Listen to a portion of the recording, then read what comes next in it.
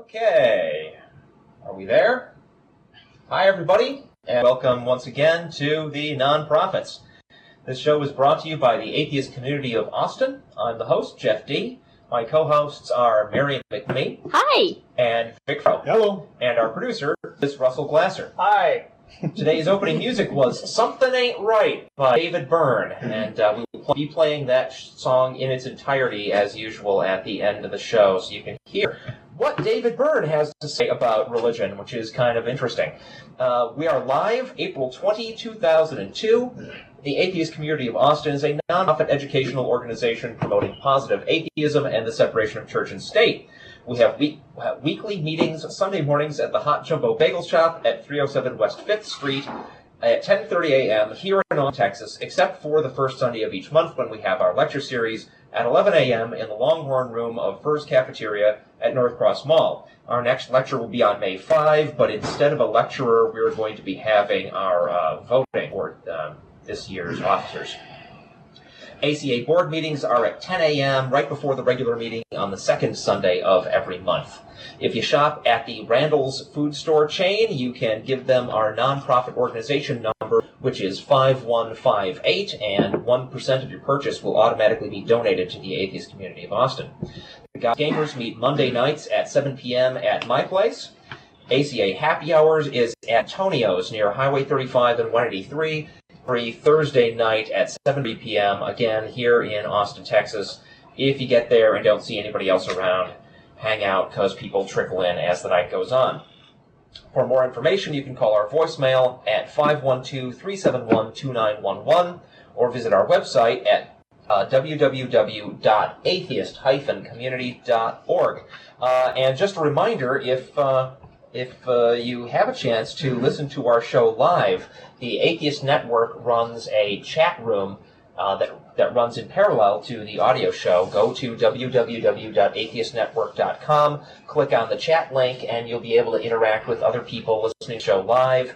And often we take questions or read comments from what's going on in chat. Okay, let's do some news. All right. Mary? Well, I'd like to help you out on that, but, you know, you see the big bug eyes and the droopy thing. I had no phone, so I have no internet connection. I'm going through internet withdrawals. I don't know, I'm shaking and all kinds of stuff. And nothing. I couldn't get into anything. Now, what about TV? I mean, you've seen... Well, the TV's on campus. Yeah. Oh, TV is... But you got TV. Yeah, I got TV. You been watching news? No. Yeah. All right, we'll fill you in, Mary. Yeah. Vic, here's what's been going on. Well, this is thanks to the Washington Post, and I tell you, y'all, they dug up some good dirt. Okay. This is by Alan Perman, and the story is this. DeLay, House Majority Whip, that is, Tom DeLay, a Republican of Texas. I love that name. What? Delay. I kind of like Majority Whip. Sort of like What's a hard? I heard that about you. But I have to talk about this. We're doing the news now. We can sexual weirdness later. By the way, just to rewind our music there, Mr. Producer. All right. Goes at the end. I have no clue. Just Okay, bring it back to zero. I'll just segue, y'all. There are two conversations going on, but okay. Here's what happened. Tom DeLay, a Republican of Texas, told evangelical Christians last week that only Christianity offers a reasonable answer to basic questions about the purpose of life. Does it now? Isn't that Who did you tell this interesting? to? He told it to about 300 people at the First Baptist Church of Pearland, Texas, on April 12th. And the group that he was addressing, it was part of Worldview Weekend, a gathering at which speakers emphasized the need for evangelical Christians to get involved in politics and not to segregate their religious worldview from their daily lives. I see. Uh-huh. So it was about worldviews, but they were only presenting one worldview. Right. And it starts with a C. Yeah, all those other worldviews, they don't have any real answers. Now, those people who practice those other worldviews might have a different opinion upon that. Yeah. Well, I wanted to go ahead and read, actually, a portion of his speech. Uh-huh. Oh, no. Yeah. Please. Okay. He said, this is Tom DeLay speaking. Again, he's the House Majority Whip from Texas. He said, Only Christianity offers a way to understand that physical and moral border. Only Christianity offers a comprehensive worldview that covers all areas of life and thought, every aspect of creation. Only Christianity offers a way to live in response to the realities that we find in this world. Only Christianity. Now tell me something. What about Christianity has to do with reality? Well, I mean, that was a worldview, right? I know. It certainly does. Christianity does, in fact, stick its nose into frickin' everything, right? That is true. Sometimes they will tell you for sure, things. absolutely for sure, what's going on various subjects, right? In any area that you want to ask them about, basket weaving. Well, Christian basket weaving. I'm sure they have a view. It's comprehensive. Underwater. Wrong, but it's comprehensive. Yeah. That's the point. I agree as far as that goes. But when just reading that though, Get it out. just reading that though. Okay, the one part that gets to me really is that he says it offers a way to live in response to the realities that we find in this world. Well, yeah. Response to reality by ignoring them and sticking your hands falling on down? your knees and praying is a response to the realities of this world. Yeah. Right? But It's not a what good sensible does it do? response. It doesn't make any damn sense. Doesn't do any accomplish good. anything, but it's a response. Psychosis on. Most likely. All right, sit down. You're in the audience today. So, I don't care if Christians say crap like this to each other in their churches, right? The only issue here is this guy is there as a representative of the government. Right. That's the issue. He And is that- a hired representative. Yep. I know. But that's all he had to say. No, it wasn't. He also said, and this is quite entertaining. Okay, and I have a feeling this was probably the Washington Post reporter who managed to dig part of the story up. Obviously, it's in the story. But in Texas, DeLay's speech drew strong protests, mainly over his advice concerning higher education. He urged parents to send their children to colleges where they will get a quote-unquote godly education, not, and he said this, not to Texas A&M or Baylor University. Okay, now, the folks listening to our program, Who may not be from elsewhere Texas. on the planet, Yeah. need to be filled in. Okay, Texas A&M is widely regarded as yokel heaven in Texas, right? It is where the cowboy hat wearing crowd send their kids. It's all things Christian. All things And conservative. For this guy to be lashing out at that, saying that school is not Christian enough And for he his completely purposes. avoided UT. I didn't even mention UT. UT's too liberal. Oh, yeah.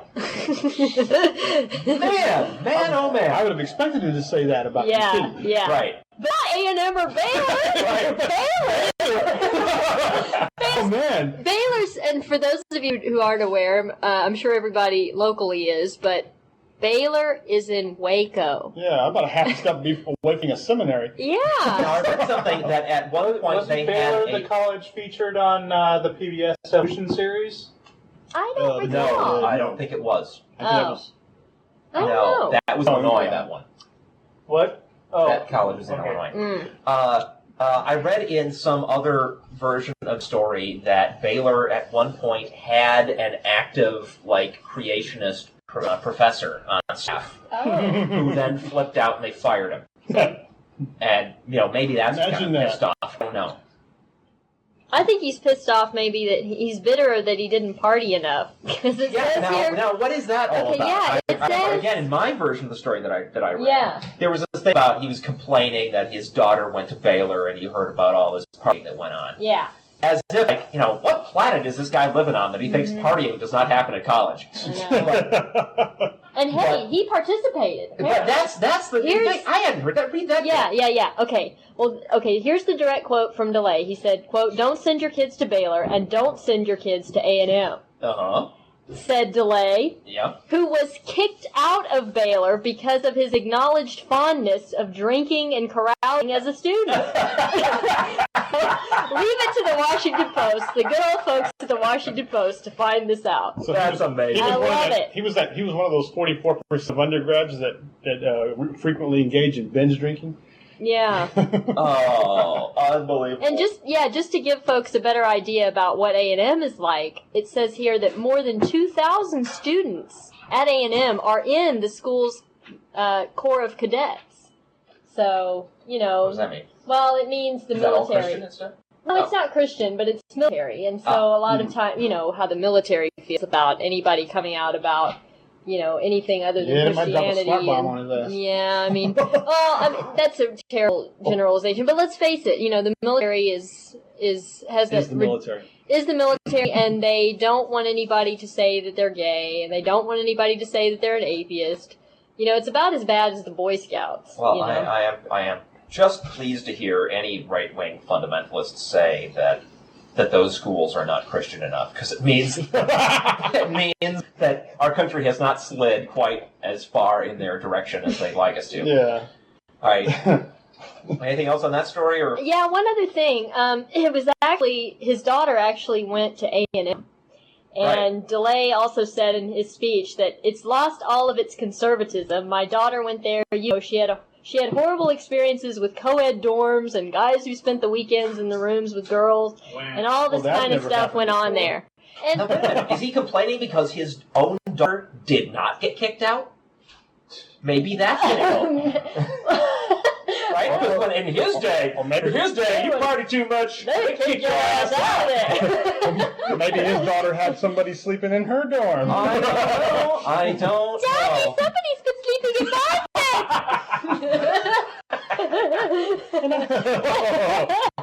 That's not that image. Let's move on to another story.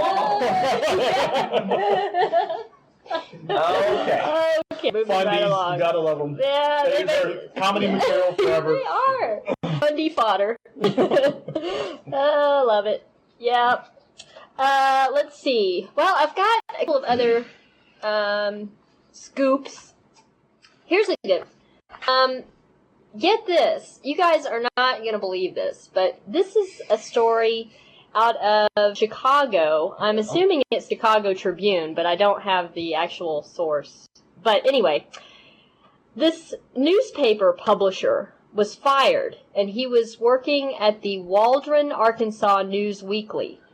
He's claiming in a federal job discrimination lawsuit that when his bosses at the Gadsden, Alabama-based newspaper put him on probation 6 years ago, they set unusual requirements for continued employment, including regular church attendance, family dinners, and marital sex. What? Yeah. They're requiring marital sex? Yeah. The publisher. I think they mean that they're required to be married before you have sex. Right? No. Oh, you they have wanted to have him. sex. How was he supposed to? Did his supervisor come down to make sure? Checking on him every night. You can do it. You're your wife doing the act. Can you do me now? Can you do me now?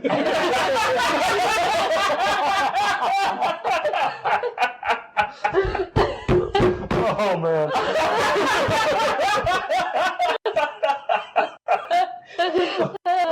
Okay. But You're serious. This was a job requirement. How the hell? They don't. Why? Huh? Read the rest of the damn. Okay, here's the deal. By the way, this is why I don't believe you guys at the beginning of the show when you say, this is how my sound levels will sound during the show. Oh, did you have to turn us down? Yeah. Oh, okay. Oh, well. All right. Well, okay.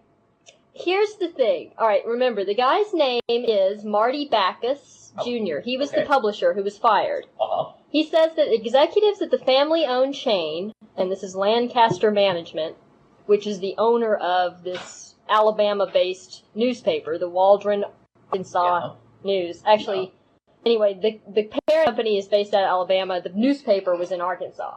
Okay. So none of this is surprising. Marty Backus was working for this as the publisher of this newspaper, Waldron, Arkansas News. Okay. Yeah.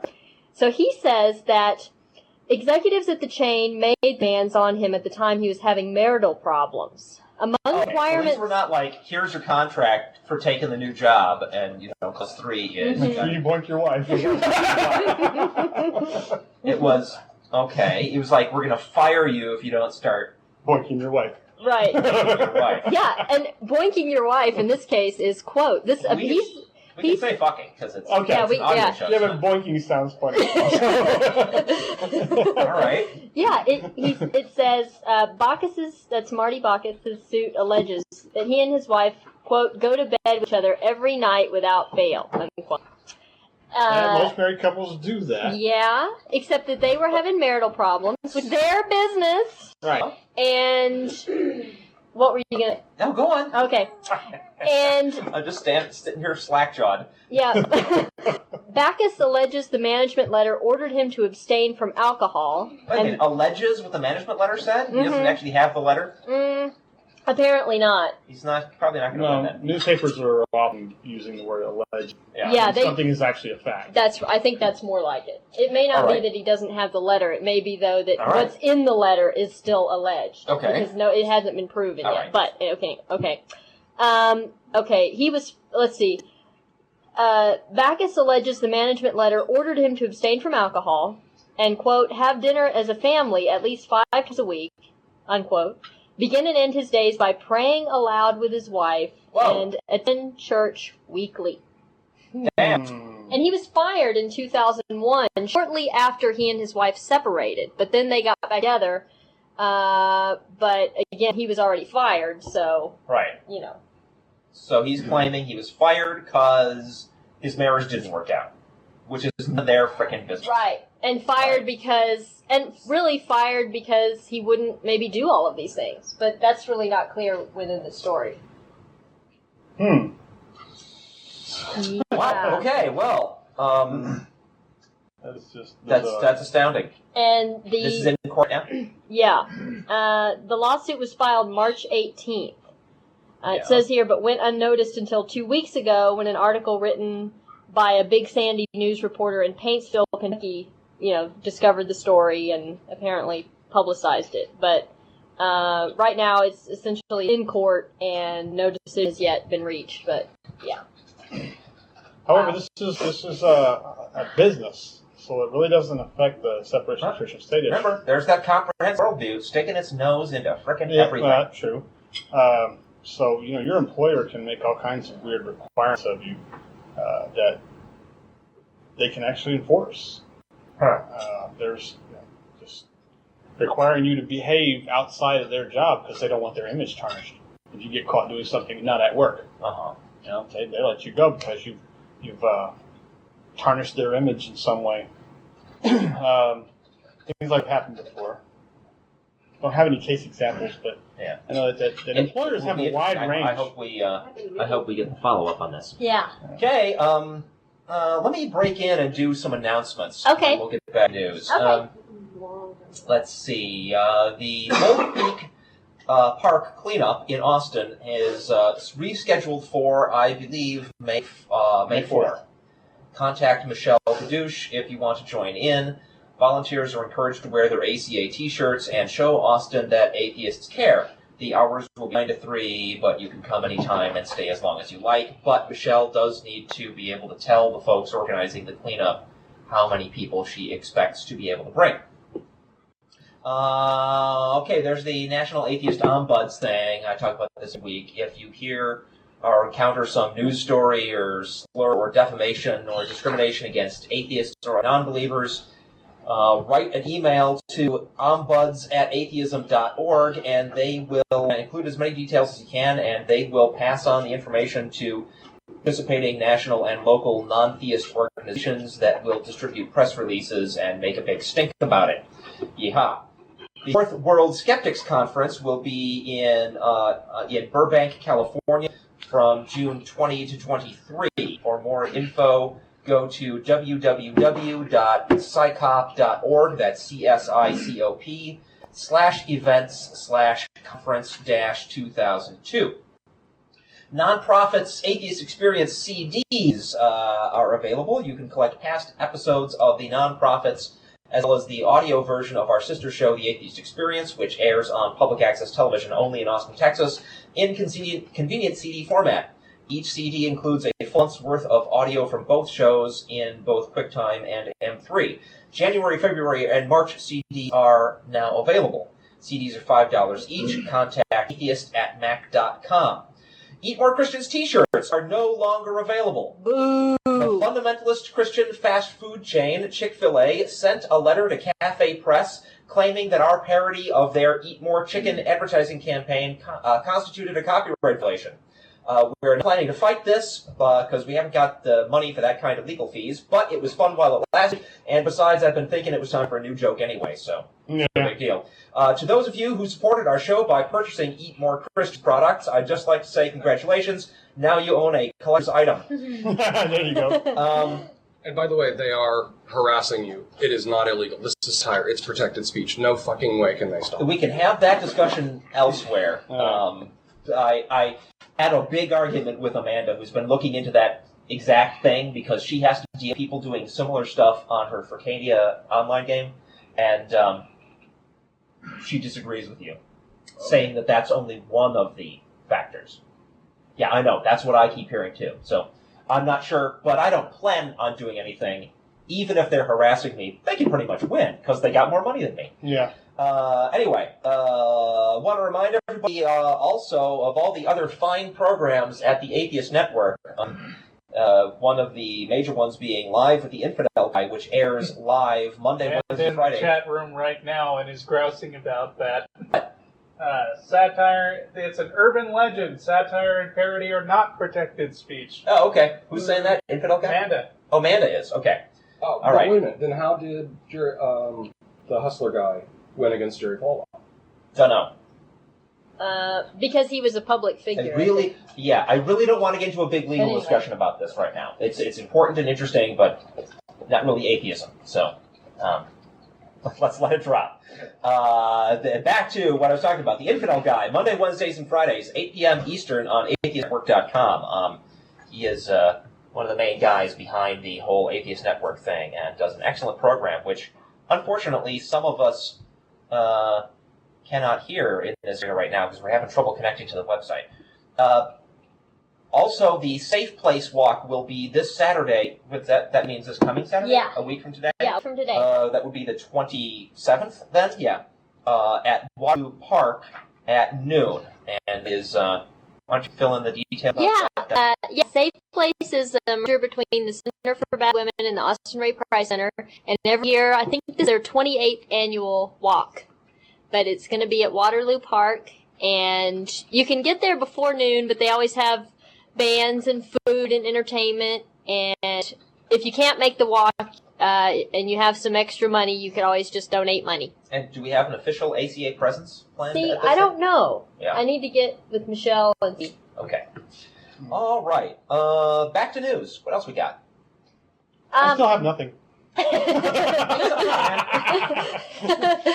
What about witty anecdotes? I'll get to some here. Okay. Okay.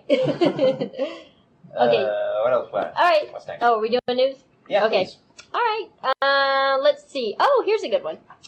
A man is suing the Vatican under a racketeering law. This is quite I've heard of this. interesting. Yes. This is out of St. Louis. Is suing the Vatican, accusing them of fighting the transgressions of a web of predator priests. Yeah. Whose sexual misconduct spans at least 3 decades. Yes. The lawsuit filed Thursday is the second in as many months, accusing Catholic leaders of racketeering under the Racketeer Influenced and Corrupt Organizations Act, or RICO for short. Which was the law designed to get at mobsters. Yeah, that's right. Yeah. That's right. And it vaguely, what I read about it vaguely applies, but I'm not a lawyer, so I can't, they can manipulate that in all kinds of different ways. Yeah. But the way it was written in the story that I read, it applies. Right. Yeah, the question of It'd be fun to see if they get it. Yeah. It would.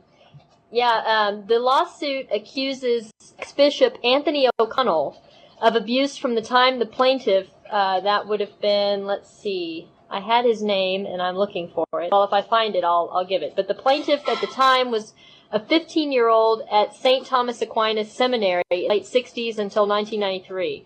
Another unnamed man sued O'Connell last month, claiming he was abused at St. Thomas starting in the late 1960s.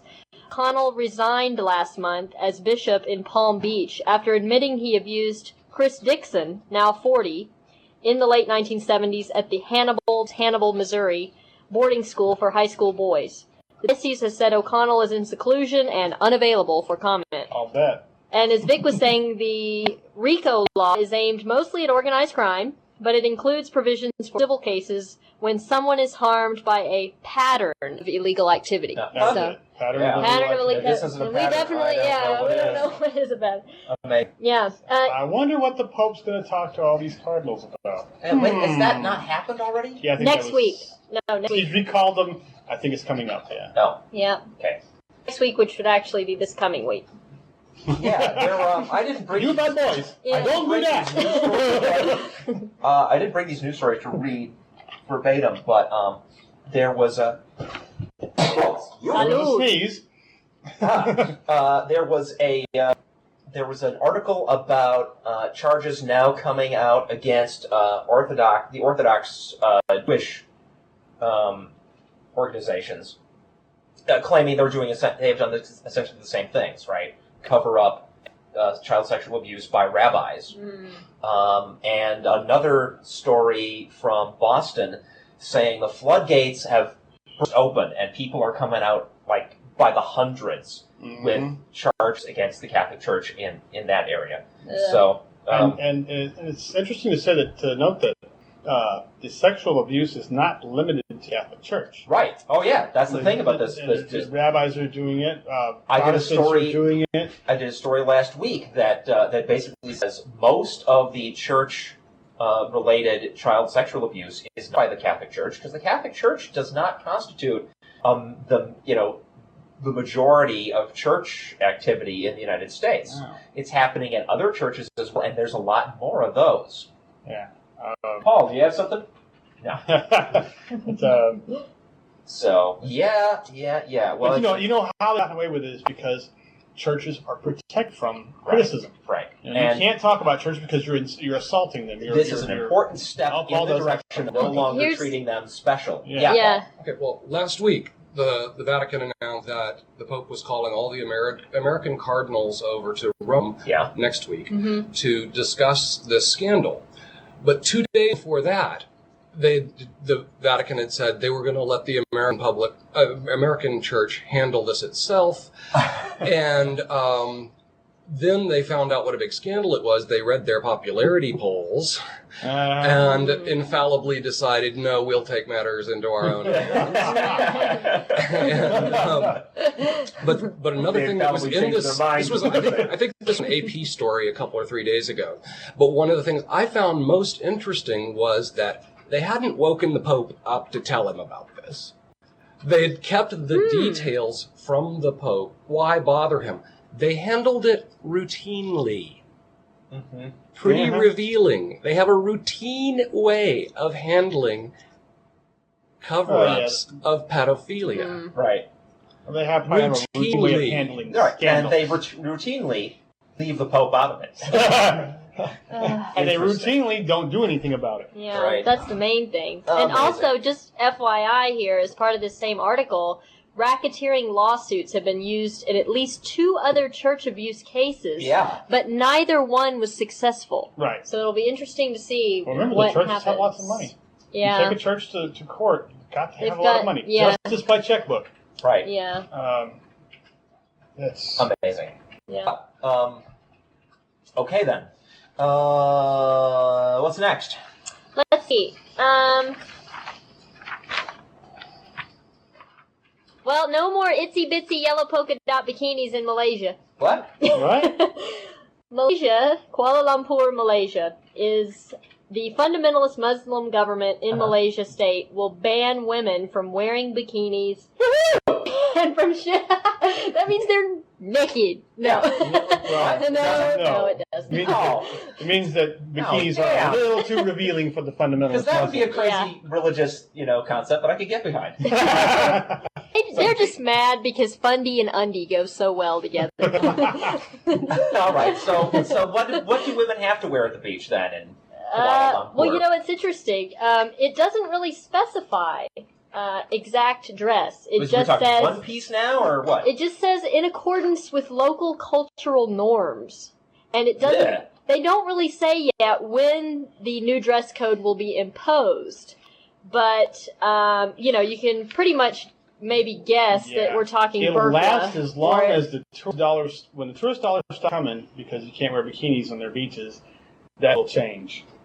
I don't know. I don't know. Depends what else they have to rely on for income. But Saudi Arabia requires women to go around the whole burqa thing, right? Yeah. Even female American military personnel. They have to have something covering their head. Yeah. Which means like there was a tourists too. Yeah. There was a story long ago that the U.S. military was going to tell Saudi Arabia we're not going to follow these rules anymore. When female soldiers would be dressed in military uniforms just like every other male soldier. Yeah. And I didn't hear any follow up on that, but I don't think they were none too happy about it. Right. Well, I had a friend who was in the Air Force, and she was stationed in Saudi Arabia for a while, and she said when they would go out, she would have to wear, not a full burqa, but the long sleeve, and then you have to have a cover. And cover over her head, and she also had to cover up any logos on her tennis shoes. Oh yeah. So and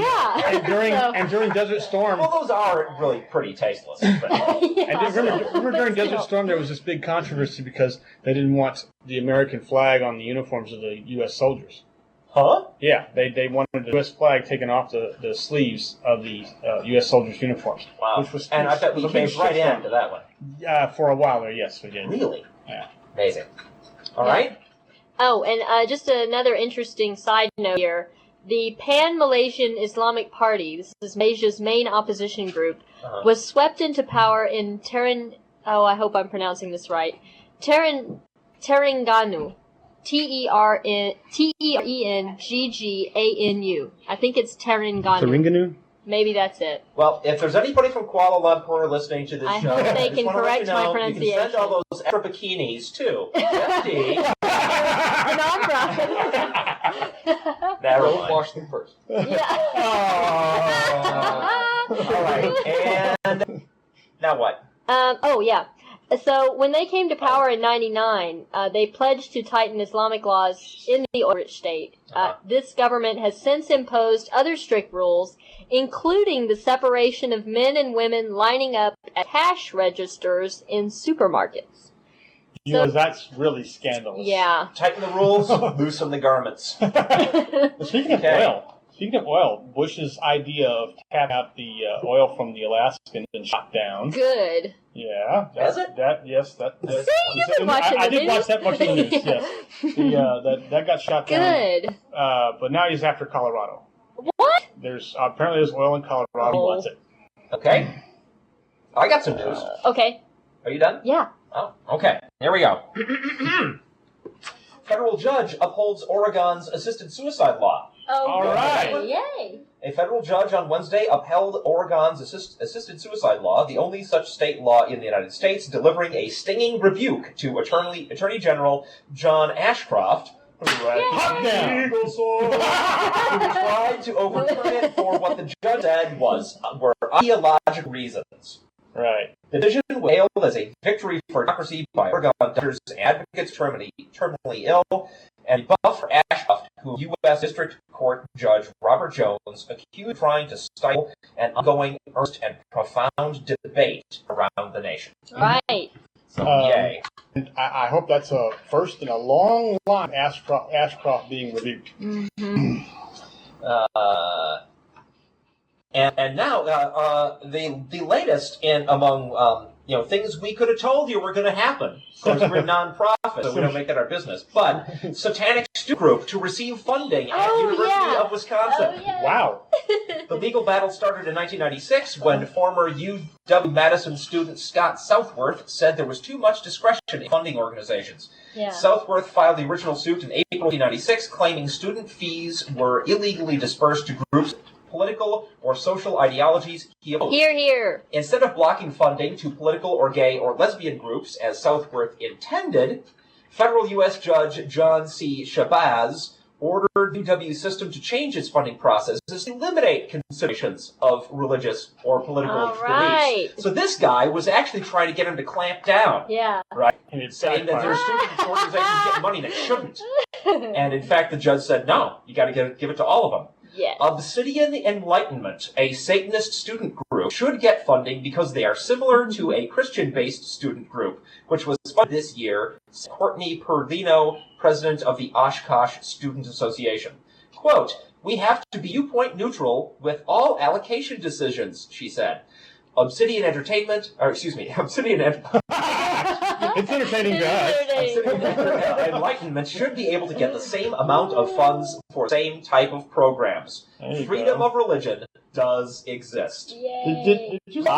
Did you say Oshkosh? Isn't that a child's clothing line? Yeah, Oshkosh. Yeah, that's also a place in Wisconsin. Yeah. Okay. I think that's where they make them. Oh, okay. Well, that Maybe. would explain it. Okay. I was wondering where they got that name from. Yeah. Okay. Star Jones protest. There's a little activism news for What you. is up with her? That's that TV show, The View, right? Yeah. And In response to September 11 attacks, Star Jones, host of ABC's talk show The View, praised President George Bush for being a man of faith and declared that she would not vote for an atheist under any circumstances. She repeated her view that a person must be atheist to qualify for the presidency when confronted about her September 18 comment on January 22nd.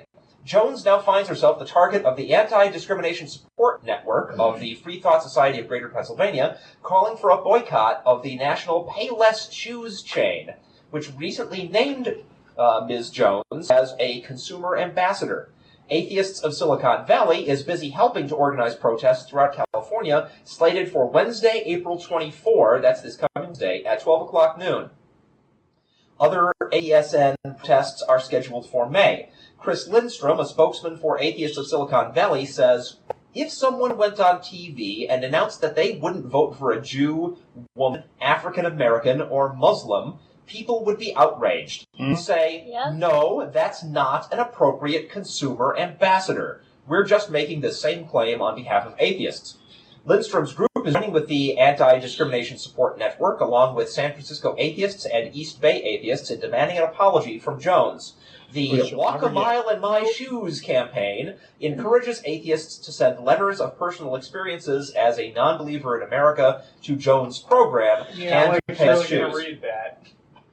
Well, she'll have to at least People are also acknowledge it. supposed I mean, she may not read it, but...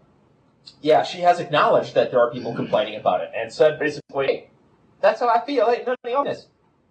That Walk a Mile in My Shoes campaign also involves sending in your old cast-off pairs of shoes. Ooh, I got a pair of shoes to sell. You've heard... No, that might constitute a criminal act. I don't know. That's from that movie. Yeah, right. You've all heard the crazy Bible story about Jesus cursing and withering a fig tree for failing to bear fruit out of season, right? You've all heard about that. And you've all heard of Fred Phelps' Christian hate site, God Hates Fags, right? Yes. Well, now some comic genius has brought these two ideas together in a new website entitled God Hates Figs. It's www.godhatesfigs.com. And that was just so funny. I thought we all needed to know. God hates Heard it here figs. first, folks. So it's a website, and they quote the Bible story, and then there's all these insane made-up news stories about their protests of fig factories. Their theory that the World Trade Center attack worked because some janitor was eating a fig bar. www.godhatesfigs.com. Okay. And now, it just makes me want to go eat a Fig Newton. Yeah. this week in the news. Yeah. I don't like those though. I like raspberry Newtons. Lunacy in the news. Iraqi clerics decree suicide bombings are virtuous. What? Baghdad, Iraqi Muslims, religious leaders, decreed on Tuesday that suicide bombings by Palestinians against Israelis were a virtuous act of holy war or jihad. Quote, according to the texts of the Holy Quran and the Prophet's teachings, Muslim clerics in Iraq view the suicide bombings carried out by the fighters in Palestine to do harm to the criminal Zionists as representing the highest degree of jihad, read a fatwa or religious decree issued by the clerics.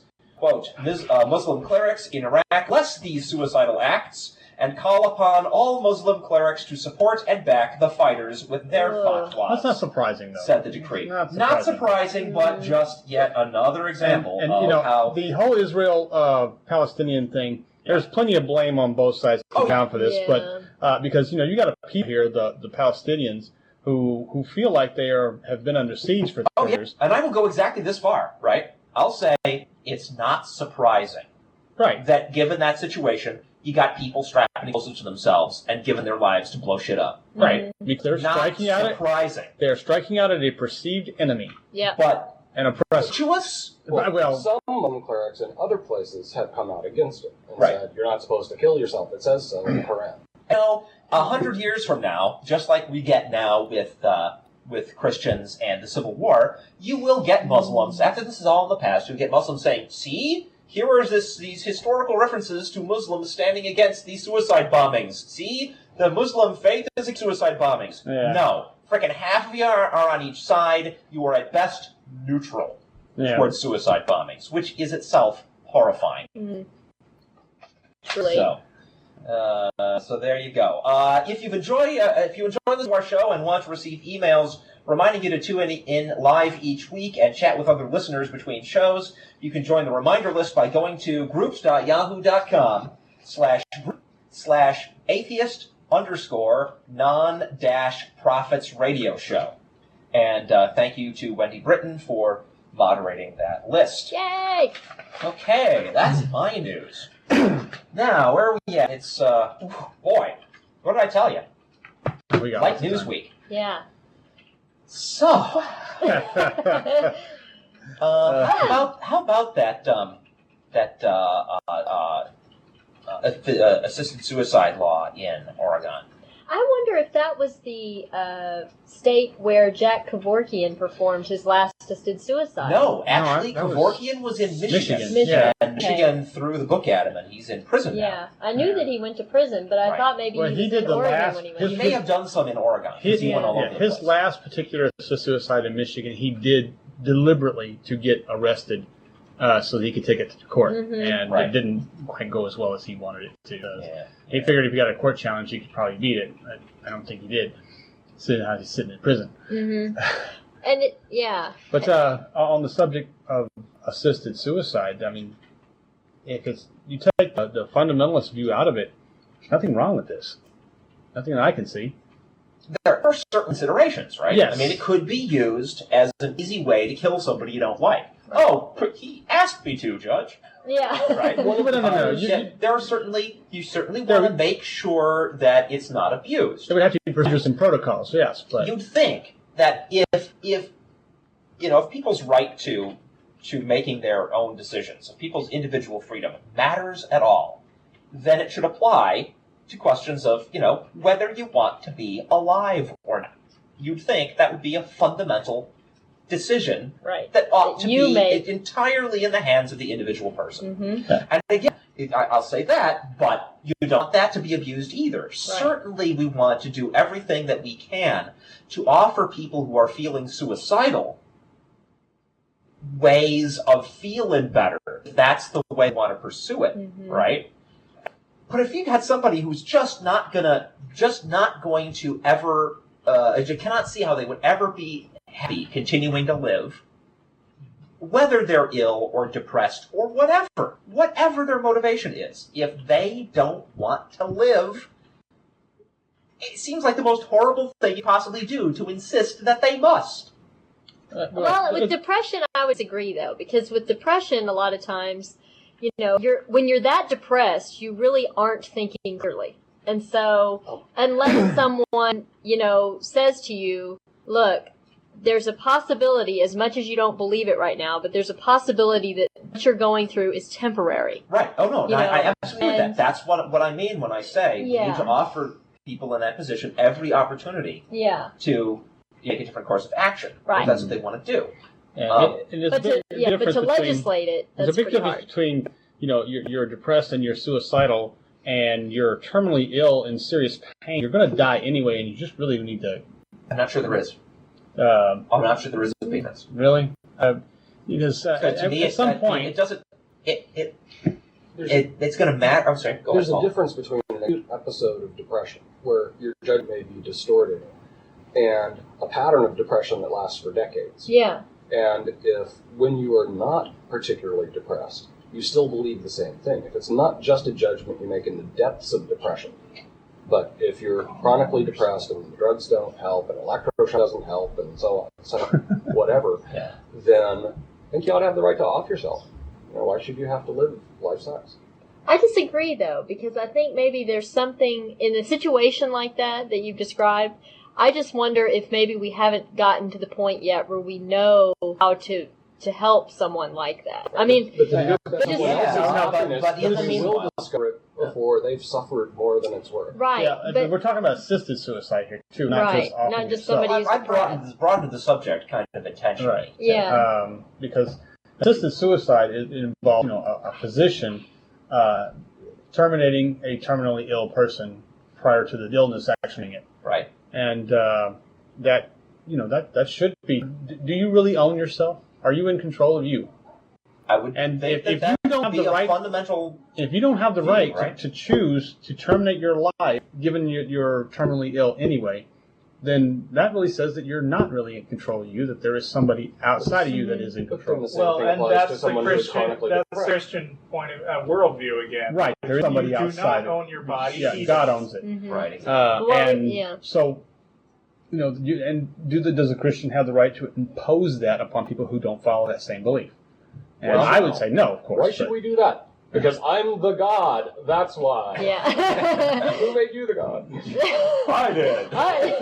Because it's my universe. That's why. And yet, every one of these, not everyone, but a vast majority of these Christians who are all for preventing assisted suicide are right up there for the death penalty. Let's not blame this entirely on Christians. No. I mean, most religions think that you shouldn't be killing yourself. Right. And, at least half of Muslims think that, even in spite of that story that I just read. Yeah. About the other half. Now, Amanda's making an interesting point, which is she doesn't think that the laws could possibly protect against people who were basically getting pressured into suicide right. but didn't want to. And here's an example of that. What about the story that Jeff did last week on the young girl in Alberta, Canada, who is a Jehovah's Witness, and she says, "Don't give me a blood transfusion." Her father steps in and says, "Yes, we're going to do that." Meanwhile, the father is shunned. The girl hates him. The girl's mother hates her father. Yeah, and, that's different because she's a minor. Well, yeah, I guess. That's a whole sort of issue, whether we ought to, where we ought to draw the line as far as the right of minors, right, how the whole age of consent thing ought to work. That is a separate question. But given that given where that line is currently drawn, just suppose for the sake of argument, though, that she was not a minor. Let's put it that way for a second. Okay. If it was just her religious belief that said, "I don't want a blood transfusion, don't give me one, I want to die." And she was not a minor. However, if she there's nothing, I've seen nothing in that story that we've been following now for several weeks, that nothing in that story to suggest that if she were an adult, that the courts would have anything to say about it. Had she been an adult, unless they could have judged her mentally incompetent, she would have not got the transfusion. Actually, right, you wouldn't want to just give any old suicidal teen permission to kill themselves. Actually, I think in general, in an emergency, they can override their will about these things because they can guess.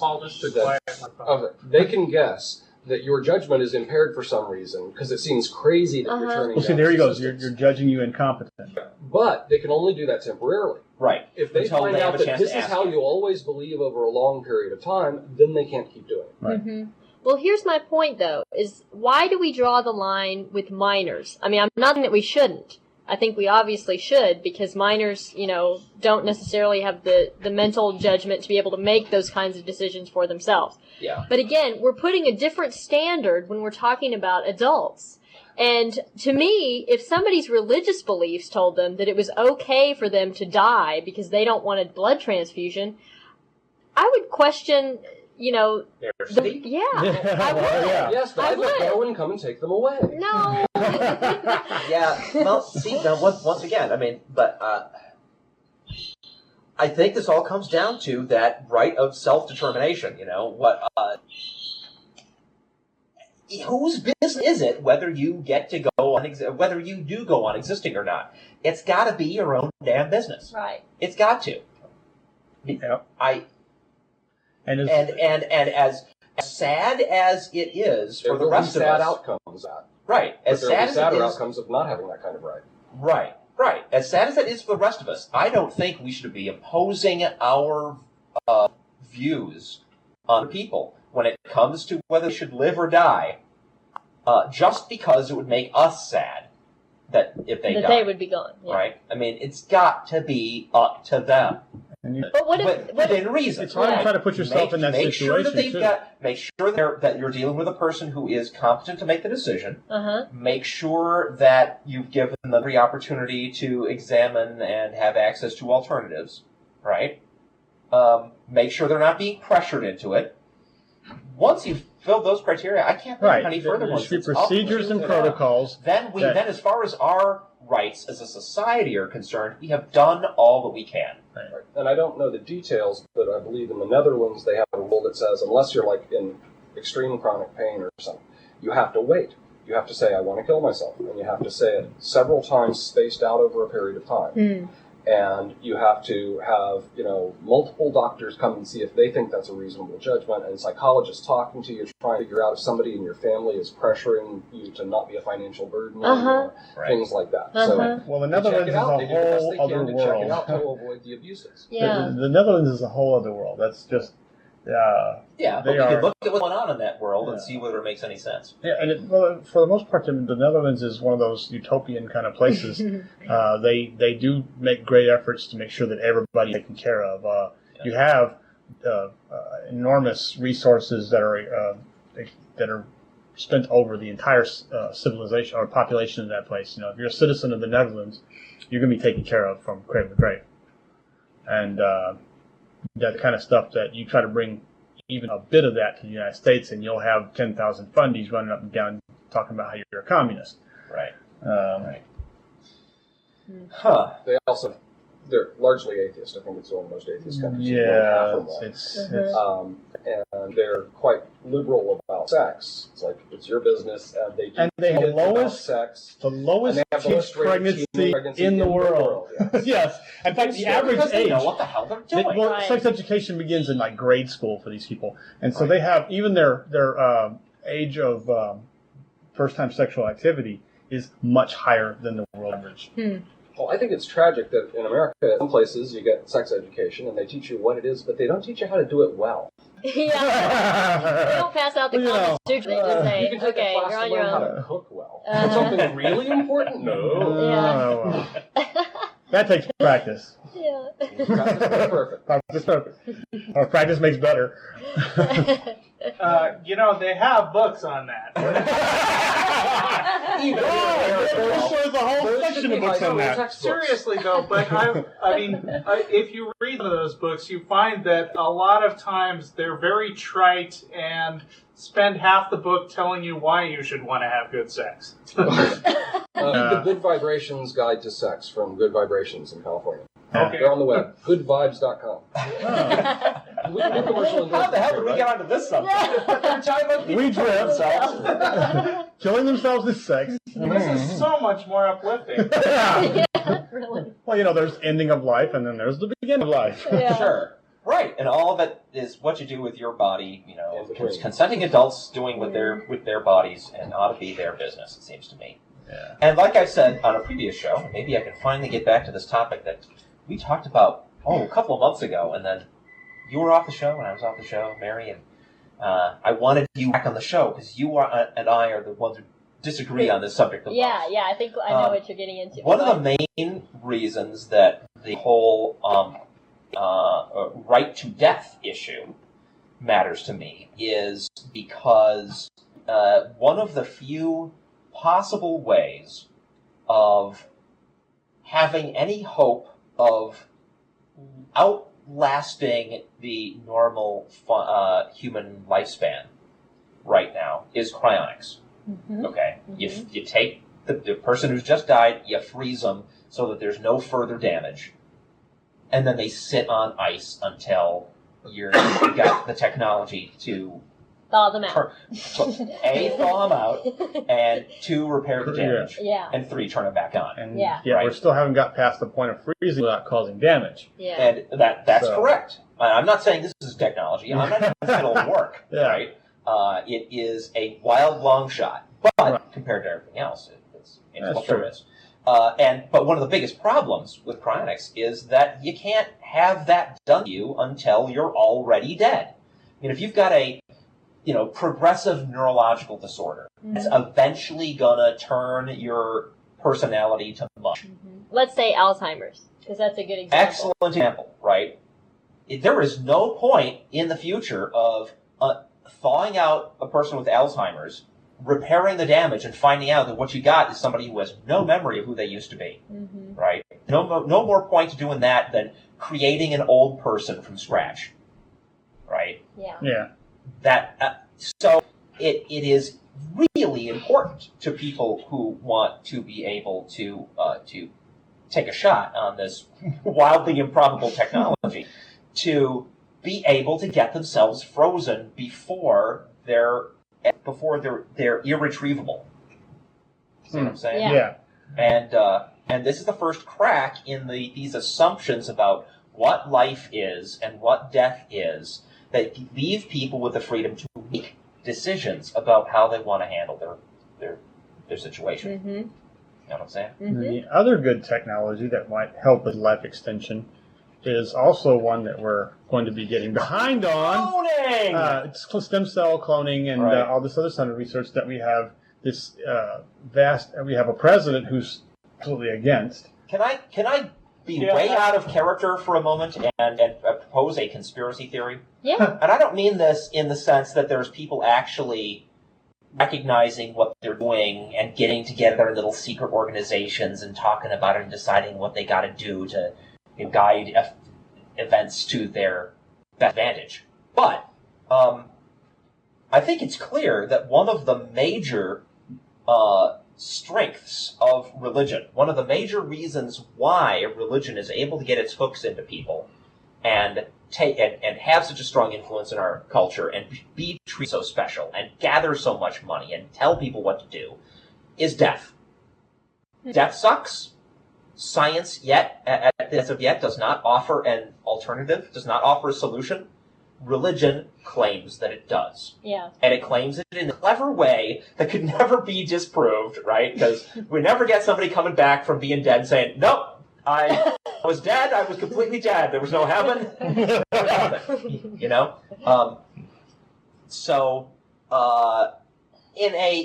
I think in a subconscious sense, as just an automatic expression of the ideologies that are built up around religion because of its claims and because of the arguments it has to make in support of its claims, I think that that this religious objection to life-extending technologies is they don't want people to be able to laugh at death.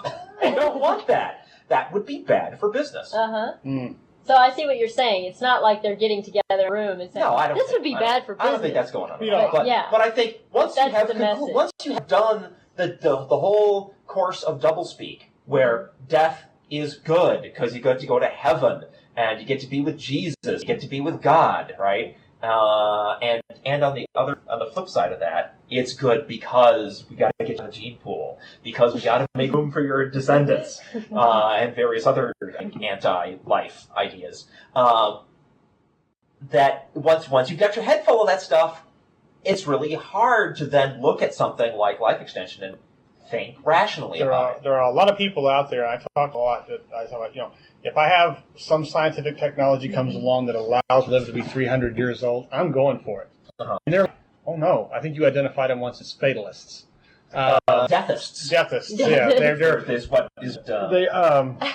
like, oh no, at some point in time, I'm going to want to die. Well, if that's bad, Methuselah was 3 times worse. Hundreds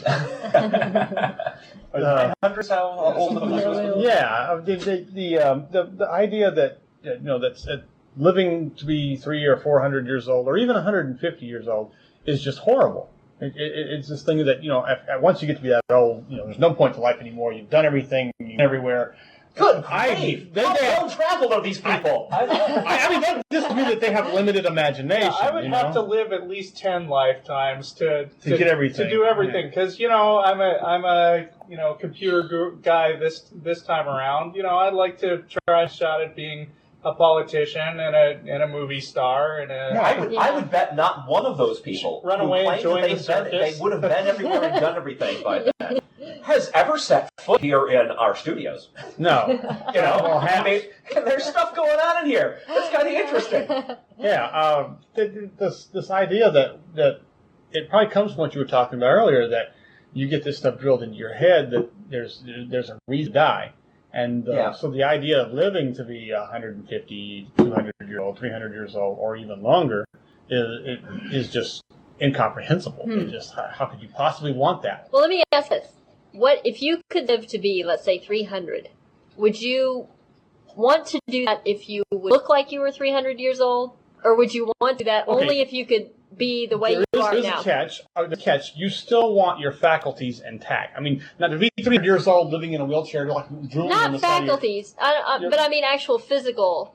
Well, I mean that's what I mean. Your attributes. You're going to be able to take care of yourself. You want to be able to still enjoy your life. The answer to that question, obviously, is no. Right? Nobody wants to just get to be older and older and older and older in the normal sense. I don't want to be this wrinkled prune sitting in a chair drooling on myself. Yeah, nobody wants that. Right. But the thing is, nobody's proposing that. Yeah, I'm talking about none of these techniques that people are talking about for life extension lead to that. Yeah, I'm talking about life. All of them require repairing damage so that you just don't get progressively more and more decrepit. Right. It would have to be, right? Because the reason we do die at roughly 70 or 80 is because you get so decrepit, you shut down. Yeah. If you can't address that decrepitude issue, you're gonna die at about 70 or 80. Unless you're Yoda. But now, so do a lot of kids. That's why I was smiling all the time. But suppose that the technology is available and you can live, and you get damaged and you get repaired, and you still have a normal, healthy, productive life. Yeah. And you're 350. Yeah. Great. Cool. How much more could you accomplish in 300 years than you can do in 70? Right. Well, what if you were the only person, or maybe if there were only a handful of other people who were living that long? So what? Would that be? So what? You lose all the friends you had. Yeah, that's my question. This is the other objection that comes up. Then we would have we would meet every few centuries, and we'd have sword fights, and there could be only one. No, you have. Okay, say the technology allows a limited number of people to actually do it, right. And then you got some limited number of people who are living to 300, and all their friends have died off at 70 and 80. Point. You make new friends.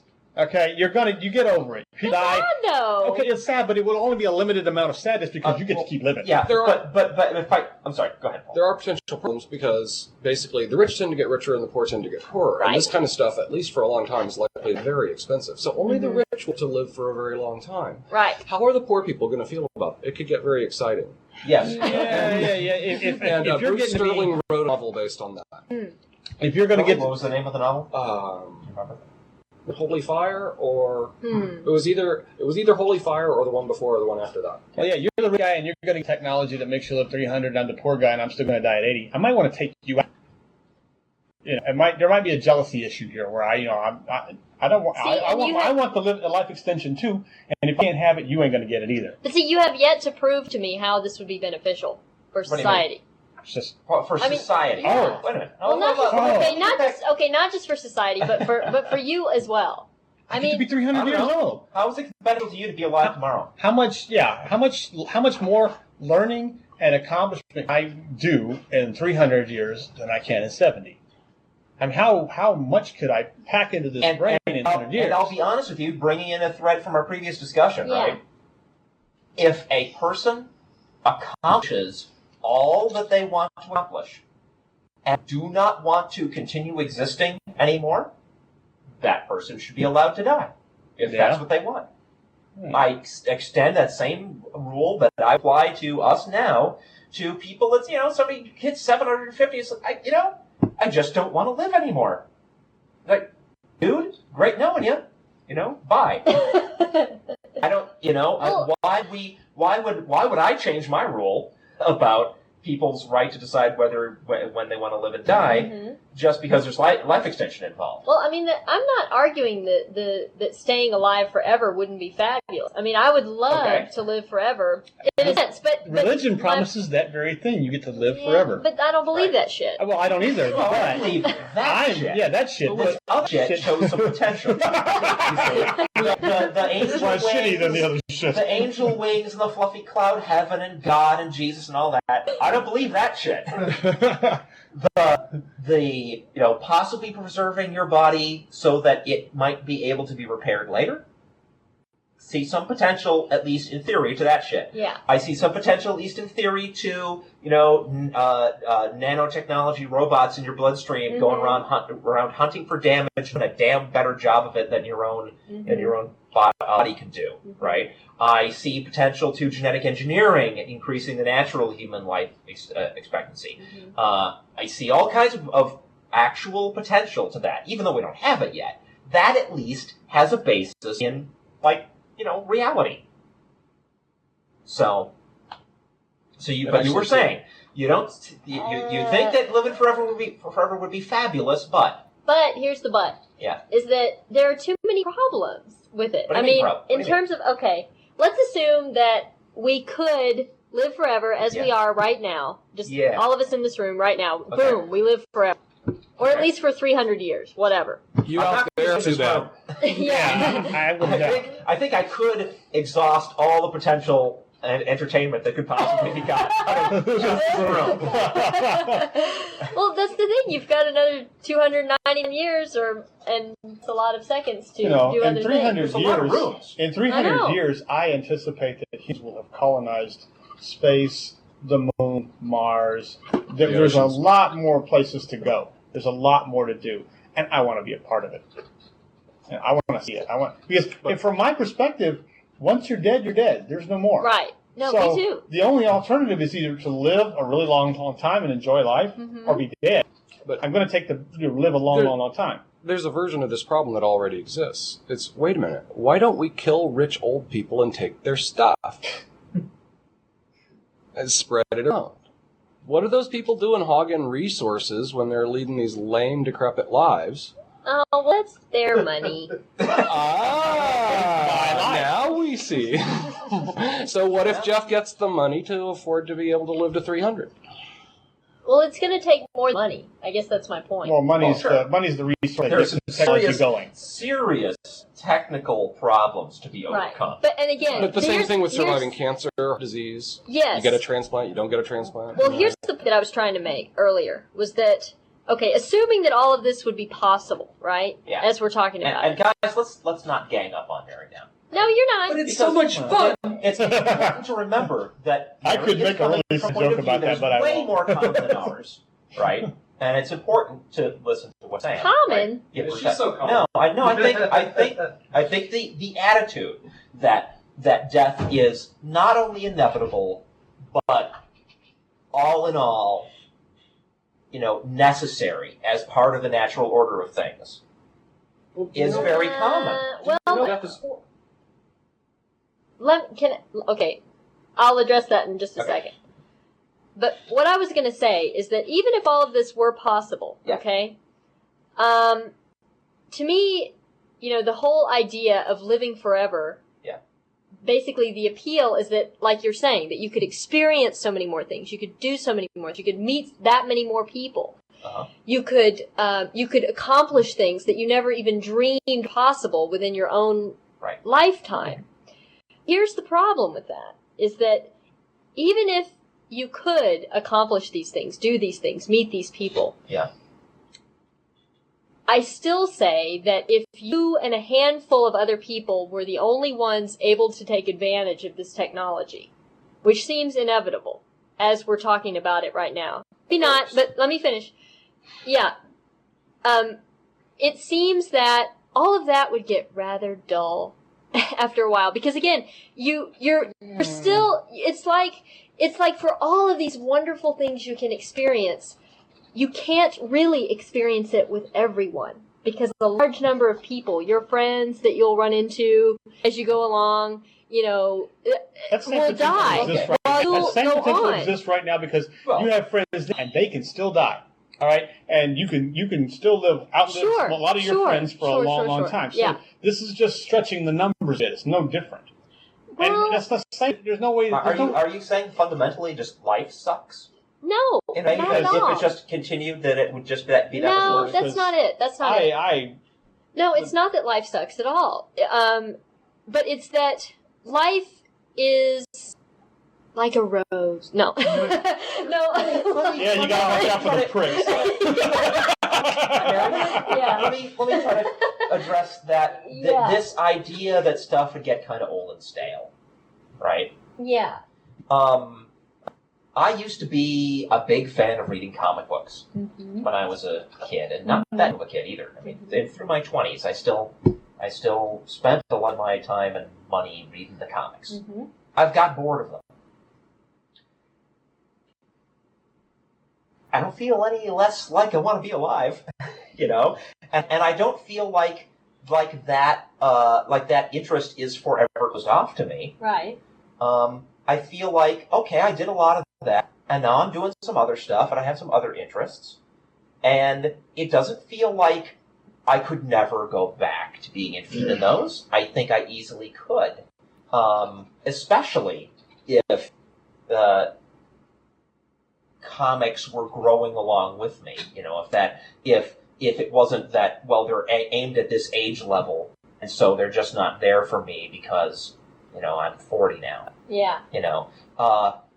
If I'm living in a society with a bunch of other people that are able to live a long time, it's going to be other people making stuff that is aimed my age group. Especially if all the really old people are really rich, which they would probably, and that's a hell of a market. Well, you might be able to live past the point where money is a big issue, and we have a better society.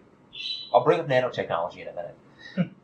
But I have had interests fall away, and I've acquired new ones. And I don't see that has to stop. It's not like the universe has a finite list of, X number of things to be interested in, and once I've checked them all off, it's done.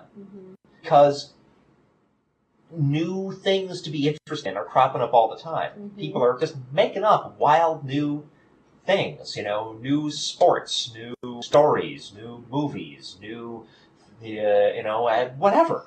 Science and research. So it's not like there's a finite set. Plus, things that I was, I'm not interested in right now, well, they will be still changing and growing and doing different things while I'm away from them. Eventually, I could come back to comics and say, holy shit, I didn't know this was going on. This is exciting and new, and I'll do that for another decade, and then, okay. So, they stop making new and exciting comics, so all right, I'm going to go away for another 100 years.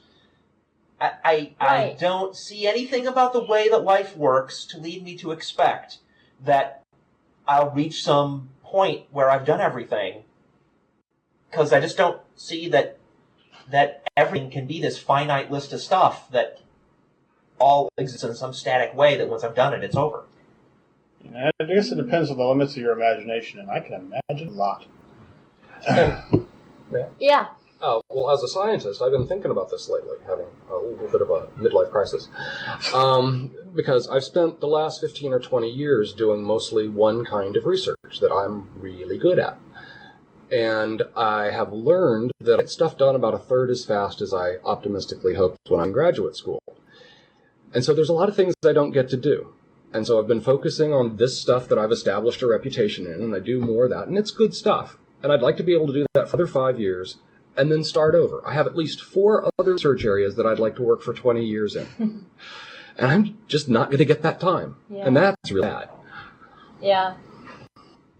Means if I want to get that kind of stuff done, I have to work myself to death. And maybe that's the point, is that life as it is, life as we know it anyway, at least right now within the confines of what we do have, life is about the deadline. And if you have things that you want to accomplish, it's not necessarily that it's too late, because again, life changes all the time. You never know what your circumstances will be. I mean, I could go out tomorrow and get killed and who knows? I mean, I'm planning on it, but I have to live my life for the here and now, and Is not. Is that a good thing? Well, you can still live your life for the here and now. We actually know what death is for, and why we die at the age we do. Yeah, I was going to ask you about that. Okay. Yeah, let's get into that. The thing is, in general, sex and death are very closely related. Death is there so that sex will work better. Sex is there to generate genetic variations. Yeah. So basically, for evolutionary purposes, for things to evolve at a reasonable rate, you've got to shuffle the chromosome on a regular basis. So if the individuals live way too long, they don't reproduce often enough, the rate of evolutionary change is too slow, and something with a shorter lifetime eats you. So the evolutionary, basically a short life cycle time gives you a great advantage in quickness of evolution, but a long life cycle time gives you a great advantage in being able to learn when you're young and apply the knowledge that you gain over the course of your life, and to be able to nurture your kids. Mm-hmm. So our lifespans are a compromise between wanting to keep the life cycle short so that we can evolve faster, and wanting to keep it long so that we can leverage our past experiences. This is a horribly tense compromise. Because, in evolution, the fact that that's the evolutionary trade-off that we got to in the last, million years doesn't mean it's right. Evolution doesn't understand what's going on now. That these days, in a knowledge-intensive society, our lifespans should be substantially longer. And because, relatively soon, we'll be changing things more with genetic engineering and so on than evolution will be able to do. The normal rate of evolutionary change is way too slow to matter anymore. Why aren't we doing it here? Well, why then is it wrong to let evolution decide through the natural course of time what happens to us? Well, then we should let children die of diarrhea at age 7 days, Yeah, and basically, we always use science to keep death from winning. 2,000 years ago, 1 in 5 women would have died at childbirth. Well, that's true. We prevent that. Yeah. It's, wrong here, right? We're not talking about moral wrong. Right. We're not talking about ultimate right and wrong. We're talking about our opinions about stuff. Yeah. Right? I'm talking about ultimate right and wrong. What do we want?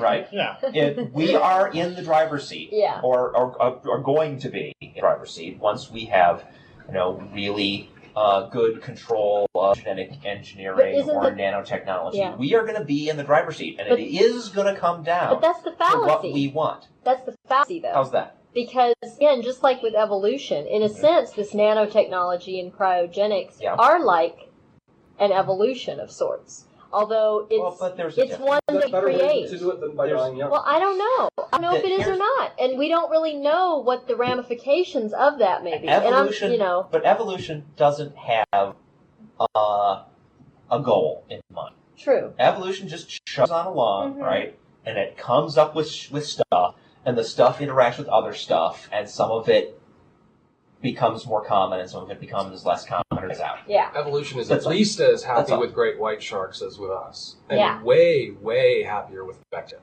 Yeah. Right. So, evolution hasn't even got an opinion.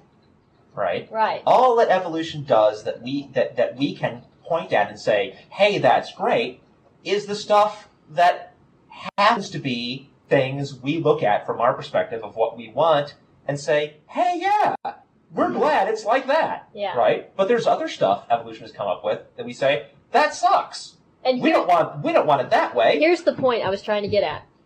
That's the danger, is that if you give human beings the control over those kinds of decisions, over evolutionary outcomes, if you will, that is the problem. Well, That's I do the that rub. already. It's called dating.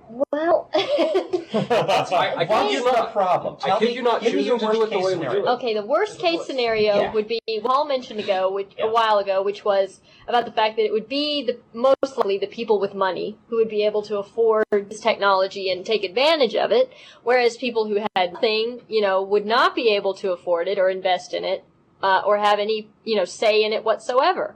That's one big thing, is what kind of, economic ramifications are we talking about when we're talking about people who would be able to actually utilize this technology? That's going to be horribly messy and wasteful, and lots of people are going to die unnecessarily, right? Mm-hmm. Same thing happens in evolution when you have, mass extinctions. It's awful, but it's not our fault. Well, this would be our fault, because we're saying let's pursue let's pursue this technology, even though we know people aren't going to be able to take advantage of it. Evolution, like you just said, doesn't make that distinction. Evolution just happens. But it has the massive die-offs. Yes, but what you're saying is it's okay to choose a possible mass extinction. Evolution doesn't choose it. If a great big meteor hits the Earth, if it is inevitable. Well, let me clarify what I'm saying. I'm saying if it's inevitable that this combination of factors coming together is going to lead to some kind of horrible catastrophe, right? Right. If it's inevitable, it's still not us choosing it. The only choice we're given then is to intentionally bury our heads in the sand and not come with the knowledge in the first place. Is that the thing we ought to do? And the other thing is, while I say that it's not our fault, what we can do as conscious beings is, to the best of our ability, we can try to foresee what the problems are going to be. We can try to plan for them. We can try to cope with them to minimize how awful it is. That's what we can do with an inevitable outcome. That's the best we can do. But we won't do that. We won't How do you do know? what? You're making predictions of humans that haven't come about yet.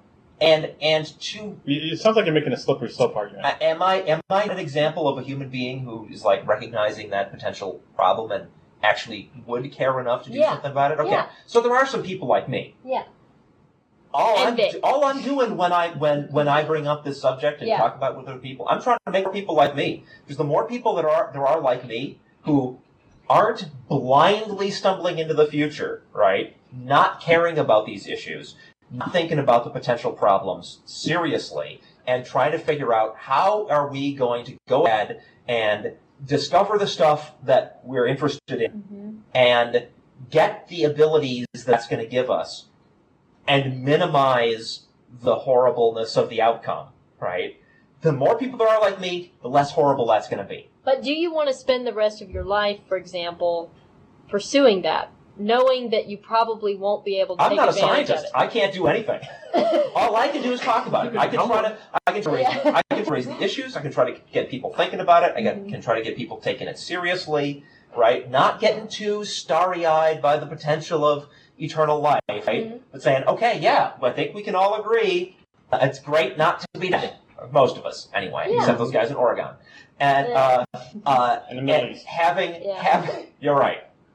All right, except for those people. But a general consensus that it's not to be dead, right? Yeah. Okay, we can all agree to that, but that life is ultimately,